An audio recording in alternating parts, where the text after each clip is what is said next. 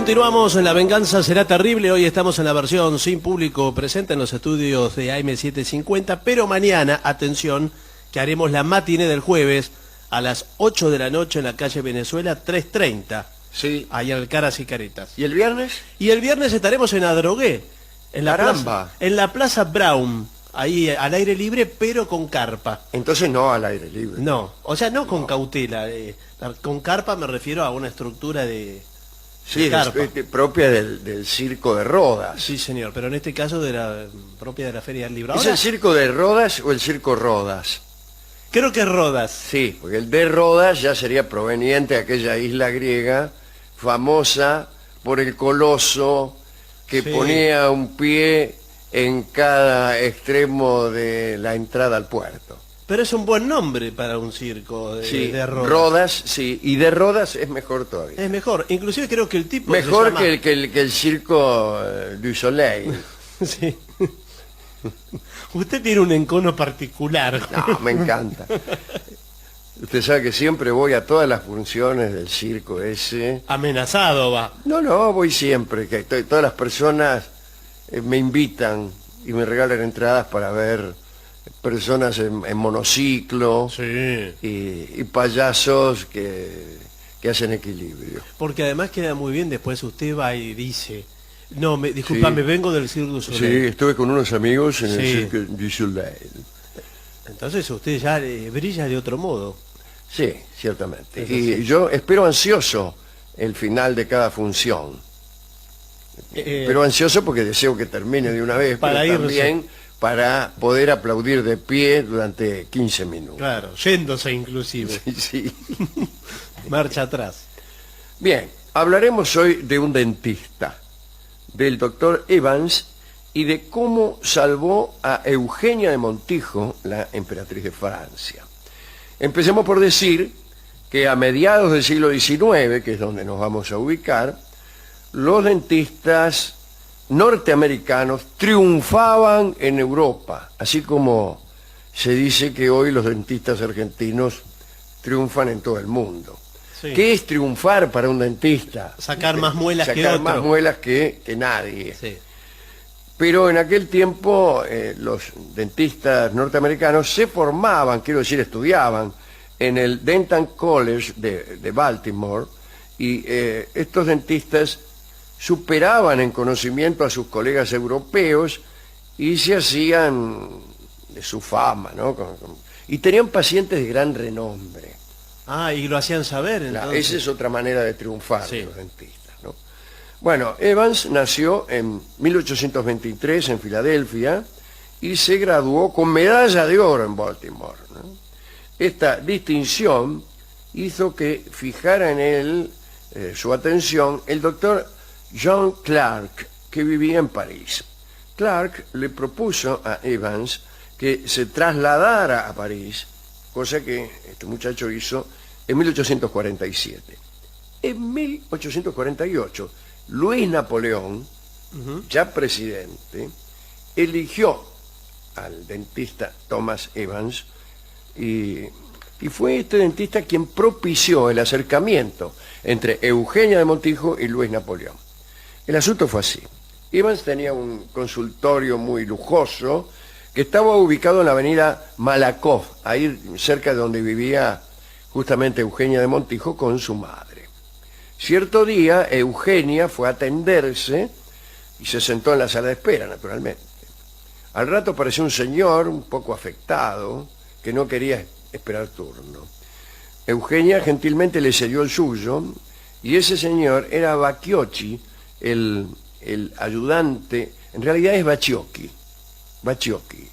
hay que decir, el ayudante y gestor de los encuentros amorosos de Luis Napoleón, el tipo que les conseguía las minas. Ah, era el tipo ese. Ese era el laburo que tenía, conseguirle minas a Luis Napoleón. Y al regresar del dentista, Bacciocchi le dijo a Napoleón: mire, jefe, fui a lo del dentista y me cedió el turno una mina que estaba fenómena. Ahí mismo Napoleón mostró su interés en ella, en Eugenia. Bueno, lo hago más corto. Se casaron en 1853. Evans fue nombrado dentista de la corte cuando se refundó el imperio. Semejante jerarquía no era común porque la profesión estaba considerada, usted sabe, una profesión humilde, por no decir que despreciable, ¿no?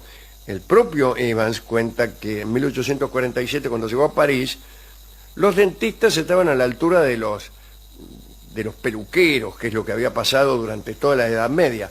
Cuando yo digo ahora de los peluqueros, parece un estatus casi deseable. Los peluqueros son personas renombradas, consultadas en sus opiniones filosóficas, etcétera. Sí. Bueno, entonces no ocurría así. Ambos trabajan con herramientas parecidas. Bueno, la extracción de los dientes en la Edad Media la hacían tipos que también cortaban el pelo, ¿no? Y que eran también una especie de saltimbanquis o charlatanes en las ferias, y hasta se dice que disimulaban los gritos de las víctimas golpeando tambores. Cuando se convocaba a un dentista al domicilio, el dentista usaba la escalera de servicio, al igual que los cocineros o lecheros. O lecheros. Bueno, una sociedad bastante más razonable que la actual, no. No. Todavía menos razonable que la actual. En la corte de Luis Napoleón, Evans tuvo incluso misiones diplomáticas, una de las cuales fue informarle a Luis Napoleón sobre la marcha de la guerra de secesión norteamericana. Evans volvió a Estados Unidos, se entrevistó con Lincoln, le dijeron vaya a ver cómo va la guerra. El tipo lo fue a ver a Lincoln, le preguntó cómo iba la guerra y después volvió y le contó todo a Napoleón. Así funciona la diplomacia. Llegó con la conclusión de que los sureños serían derrotados. Así que aconsejó a Luis Napoleón que no reconociera a la Confederación de los Estados del Sur, lo cual aquí entre nosotros influyó en el desarrollo de la guerra. Bueno, como sabemos, ya mucho más adelante, en julio de 1870, Luis Napoleón le declaró la guerra a Prusia y Francia perdió. La batalla de Sedan, aquella derrota. Bueno, una de las consecuencias de esta derrota fueron los acontecimientos de la Comuna. Y Luis Napoleón quedó detenido en Prusia. Eugenia de Montijo permanecía muerta de miedo porque el pueblo estaba en la calle, había atacado los palacios. En realidad habían arrancado de las rejas de los palacios las águilas del poder imperial, ¿no?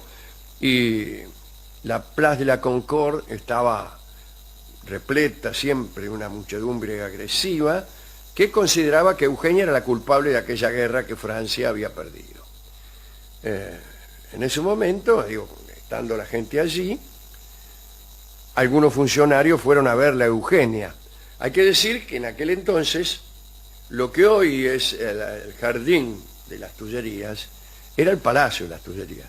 Claro, se quemó todo. Que se quemó todo, o casi todo, y lo poco que quedó lo demolieron para hacer este paseo que nosotros hemos recorrido alguna vez enteramente. Comiendo un pancho. Comiendo panchos y sándwiches, este mismo equipo de La Venganza que está ahora aquí, ¿no?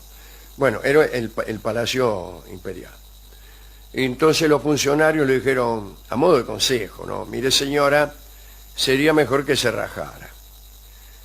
Eugenia entonces besó a sus damas, tomó un abrigo y salió del palacio a paso gimnástico. Eugenia se encontró con una pequeña dificultad. Todo había ocurrido tan rápidamente que no había tenido tiempo de preparar nada. El coche al que ella se quiso subir tenía todos los símbolos de la corona imperial, así que no era muy conveniente que se subiera allí. Y decidió, junto con una amiga, tomar un coche cualquiera. Así como los taxis ahora. Sí, que pare. Y pasó un cochero, ellas lo tomaron y le dieron la dirección de uno de sus amigos, el consejero de Estado, un consejero de Estado.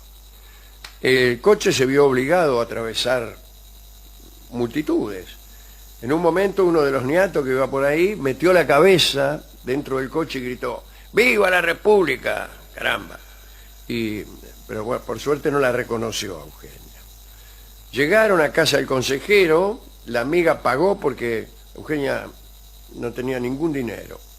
Pero mala suerte, en la casa no había nadie.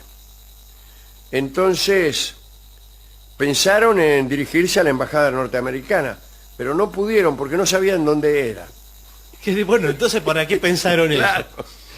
Entonces a Eugenia se le ocurrió ir donde su dentista, el doctor Evans. Llegaron, una criada las hizo pasar sin reconocerlas. Cuando apareció el dentista, ya preparándose para una extracción, se dio cuenta de que le pedían lo contrario. Eugenia pidió ayuda, Evans decidió complacerla, por no decir otra cosa. Sí.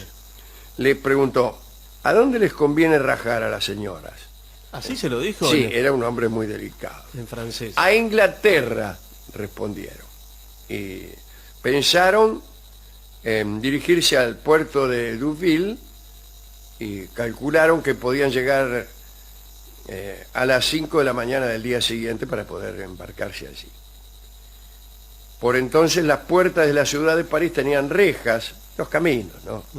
Como rejas como los jardines de Luxemburgo, ¿no? Así, cerraban a la noche. O me parece mejor decir que se cerraban o no, si es que había una crisis o una búsqueda de alguna persona, etc. Antes de salir, el dentista se aseguró de que la puerta estuviera abierta y salieron de París. Llegaron a Nantes, ahí se enteró Eugenia de que había sido proclamada la República. Chao. En cada posada que paraban a dormir, la emperatriz atravesaba los salones rengueando, porque así creía que disimulaba su condición imperial. Me parece muy bien, cuando uno quiere ocultar el hecho de ser emperatriz de Francia, lo mejor es caminar rengueando así, medio con una pata, porque en la inteligencia que la gente ya sabe que el emperador de Francia no renquea. También, para que nadie se le acercara, decía que andaba con no sé qué peste o enfermedad. ¿También decía eso? También, sí. Al final, en una de las localidades en que pararon, casi se vende Eugenia, porque había un guardia que estaba maltratando a un hombre, y ella se bajó del coche indignada y le gritó que lo dejara, que qué sé yo, que ella era la emperatriz de Francia y no iba a permitir semejante cosa. Los acompañantes, el doctor Iván iba Claro, con ellos, claro, iba con callate. ellos, sí, sí. Le dijeron al guardia, le hacía el gesto de que estaba loca. Claro, mira, qué sé yo. se cree emperatriz. Sí. La renga se cree emperatriz, le dice. Bueno, llegaron por fin al puerto de Deauville, pero no había ningún barco. Al final, el dentista Evans convenció a un inglés para que lo llevara a bordo en su velero, el Gazelle se llamaba. Y zarparon, pero bueno, hubo una tormenta terrible, parece. Hay que cruzar en velero. Sí, sí, sí, sí. Y casi naufragan, pero al final llegaron. Unas horas más tarde se encontró con el hijo. Eugenia se encontró con su hijo, el hijo que había tenido con Luis Napoleón. No era otro que el desdichado Napoleón IV, ¿no? Que murió después en África, creo que en la guerra de los Boers, no estoy del todo seguro, pero casi estoy seguro. Murió de forma horrible, lo mataron. Mataron en la guerra, vamos, siempre es horrible. Se alojaron en un edificio que se llamaba el Camden Place, y en ese lugar también hay que decir que usaron la influencia del dentista, ¿no? Y en realidad después empezaron los tiempos de exilio. El doctor Evans, después de aquella ayuda, continuó en Londres y luego en París con su profesión. El hijo, Luis Napoleón IV, murió también porque, como ya hemos dicho, en la guerra, y también murió Napoleón III. El que reconoció el cuerpo del chico, del hijo de Eugenia, fue nada menos que el dentista Evans, que lo reconoció por los trabajos dentales que le había hecho, porque el cuerpo estaba muy maltrecho por la guerra. Evans murió en 1897 en París, y esta es la historia de un dentista afortunado. Y muy gaucho también, ¿no? Y muy gaucho también, porque hay que ver si el doctor Barragán llegado No, el caso, señor. me consigue un coche para huir del palacio, etcétera, etcétera, ¿no? Porque es fácil estar cerca de la emperatriz cuando no está en la República En la buena, acechando. Claro, en pero la usted buena. tiene a toda la turba Póngale que me republicana. corre la policía a mí. Sí, sí. Yo le voy a buscar al doctor Barragán y le digo, tenés que llevarme a Londres. ¿Quién es usted? Le dice Barragán. Claro, No, sí. se desentiende. Y usted le muestra los dientes que le puso. Claro, estos dientes lo hiciste Mirá, vos. mirá. le digo. Este me lo pusiste vos, mirá, el morocho. No, señor. Yo no soy, le dice Barragán. Bueno, hemos ido a la discoteca para encontrar discos con motivos dentales. No hay. No hay, no hay. De sonrisas debe haber. Hay, en cambio, discos con motivos relacionados con los medios de transporte Eso sí. y las huidas. Y entonces Llévame Carretero es un bellísimo tango que cuenta la historia de una emperatriz que, hallándose en el medio de la pampa, Sí. le pide a un carretero que la lleve para huir de las fuerzas republicanas que la han depuesto. Sí, le dice todo eso. Claro, el tema. que algo así. Ah, con tanta podríamos, precisión. podríamos decir así. Lo canta Gardel.